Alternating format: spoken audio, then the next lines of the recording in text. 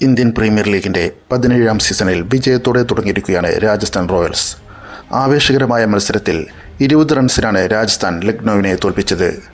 ആദ്യം ബാറ്റ് ചെയ്ത രാജസ്ഥാൻ 4 വിക്കറ്റ് നഷ്ടത്തിൽ 193 റൺസ് അടിച്ചെടുത്തപ്പോൾ മറുപടിക്കിറങ്ങിയ ലക്നൌ 6 വിക്കറ്റ് നഷ്ടത്തിൽ 173 റൺസാണ് നേടിയത്.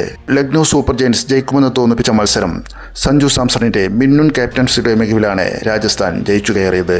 ആരും ധൈര്യപ്പെടാത്ത കാര്യം ചെയ്താണ് സഞ്ജു രാജസ്ഥാനെ വിജയത്തിലേക്ക് നയിച്ചത്.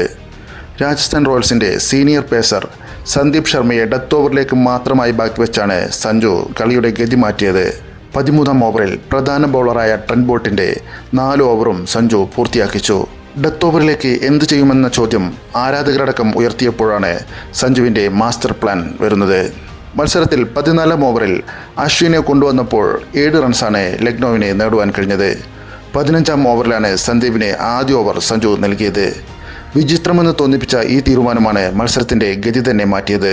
15ാം ഓവറിൽ 5 റൺസ് മാത്രം വിട്ടുകൊടുത്ത സന്ദീപ് ലക്നൌവിനെ സമ്മർദ്ദത്തിലാക്കുകയും ചെയ്തു.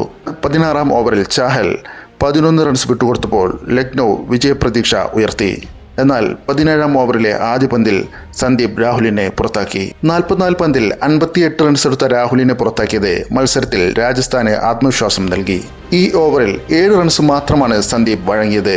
18ാം ഓവറിൽ സീനിയർ സ്പിന്നർ അശ്വിനെ വിശ്വസിച്ച സഞ്ജുവിന് തെറ്റിയില്ല. ഈ ഓവറിൽ 4 റൺസ് മാത്രമാണ് അശ്വിൻ വിട്ടുകൊടുത്തത്. 3ാം പന്തിൽ 3 റൺസ് എടുത്ത മാർക്കസ് സ്റ്റോയിൻസിനെ പുറത്താക്കുകയും ചെയ്തു. 19ാം ഓവറിൽ സന്ദീപ് 11 റൺസ് വഴങ്ങിയെങ്കിലും അവസാന ഓവറിൽ 27 റൺസായിരുന്നു ലക്നൌവിനെ ജയിക്കുവാൻ വേണ്ടിയിരുന്നത്.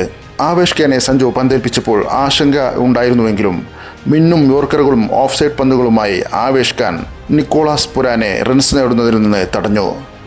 6 റൺസ് മാത്രമാണ് ഈ ഓവറിൽ പിറന്നത്. ഇതോടെ 20 റൺസിൻ്റെ ജയം രാജസ്ഥാന് സ്വന്തമായി. സന്ദീപിനെ ഡെത്ത് ഓവറിലേക്ക് മാറ്റിവെച്ച് മറ്റ് ബൗളർമാരെ ഉപയോഗിച്ച് 15 ഓവർ വരെ കളി നിയന്ത്രിച്ച സഞ്ജുവിൻ്റെ ക്യാപ്റ്റൻസി ബ്രില്യൻസാണ് ടീമിന് കരുത്തായത്. സഞ്ജുവിൻ്റെ നിറഞ്ഞാട്ടമാണ് മത്സരത്തിൽ ഉടനീളം കണ്ടത്. ബാറ്റ് കൊണ്ട് മുന്നിൽ നിന്ന് നയിക്കുവാനും സഞ്ജുവിന് സാധിച്ചു. 52 പന്ത് നേരിട്ട് 3 4ഉം 6 6ഉം ഉൾപ്പെടെ പുറത്താകാതെ 82 റൺസാണ് സഞ്ജു നേടിയത്. റിയാൻ പരാഗിൻ്റെ 29 പന്തിൽ 49 റൺസ് പ്രകടനവും രാജസ്ഥാനെ മികച്ച സ്കോറിലെത്തിക്കുവാൻ സഹായിച്ചു. നായകനെന്ന നിലയിൽ പതിവിൽ നിന്നും വ്യത്യസ്തമായ സഞ്ജു സാംസണെയാണ് ലക്നൌവിനെതിരെ കണ്ടത്. പൊതുവെ ശാന്തനായ സഞ്ജുവിനെയാണ് കളത്തിൽ കാണാറുള്ളത്. എന്നാൽ ഇത്തവണ ബൗളർമാരോട് സഞ്ജു ദേഷ്യപ്പെടുന്ന സാഹചര്യം പോലും ഉണ്ടായി. ചാഹൽ മോശം പ്ലെയിനിൽ പന്തെറിഞ്ഞപ്പോൾ സഞ്ജു ശകാരിച്ചിരുന്നു. കൂടാതെ സന്ദീപ് ശർമ്മ പന്തെറിയാൻ വൈകിയപ്പോഴും സഞ്ജു ശകാരവുമായി രംഗത്തെത്തി. മത്സരത്തിൽ പൂർണ്ണ നിയന്ത്രണം കൊണ്ടുവരാൻ നായകനെന്ന നിലയിൽ സഞ്ജുവിനെ കഴിഞ്ഞു. ഈ സമയം നിക്കോളാസ് പുരാൻ ക്രീസിൽ തുടരുന്നുണ്ടായിരുന്നു. 41 പന്തിൽ 4 വീതം 6ഉം 4ഉം ഉൾപ്പെടെ 64 റൺസോടെ പുരാൻ പുറത്താവാതെ നിന്നു. എന്നാൽ സന്ദീപ് ശർമ്മക്കൊപ്പം സീനിയർ സ്പിന്നർ അശ്വിനെ ഫലപ്രദമായി ഉപയോഗിച്ച് പുരാനെ വിറപ്പിക്കുന്നതിൽ നായകനെന്ന നിലയിൽ സഞ്ജുവിന് സാധിച്ചു.